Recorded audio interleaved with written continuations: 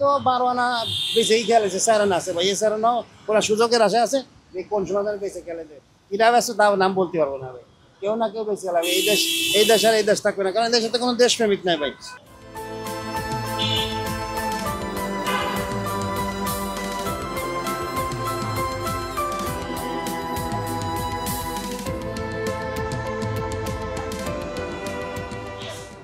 এনসিপির লোকজন, এনসিপির নেতারাও গেছে, জামাতের নেতারা গেছে, বিএনপির নেতারা গেছে প্রধান উপদেষ্টার সাথে, আরো অনেকে গেছে।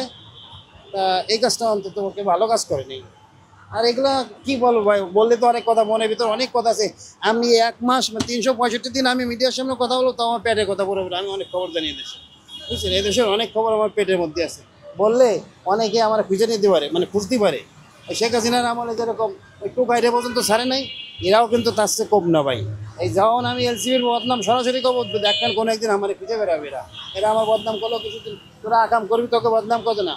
যে এই দেশের আকাম করবে আমার মতন প্রত্যেকটা গরিব মানুষ যেন সত্যি কথা মিডিয়ার সামনে খুলে বলে, বুক খুলে বলে, তাতে গুলি খায় মরতে হয়, রামদার কক্ষে মরতে হয়, ইটির বাটাস সোলোর মধ্যে যেতে হয়, তাতে আমাকে কিছু যাতে আসতে মরতে তো একদিন হবে। বুক খুলে বলতে হবে, দেশটাকে সবাই মিলে ভালোবাসতে হবে। আমরা যতদিন মুখ বুঝে থাকবো ততদিন ওরা দেশের থেকে লুটপাট করবে, দেশ বেঁচে খেয়াল আছে।